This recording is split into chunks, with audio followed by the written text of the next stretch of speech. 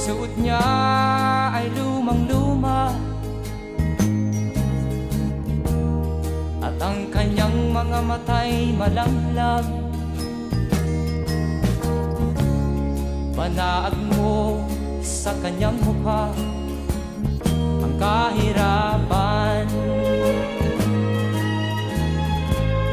Maghapon siya sa mga daan, nanghihingi ng konting tulong, at madalas niyo siyang hamakin at libakin.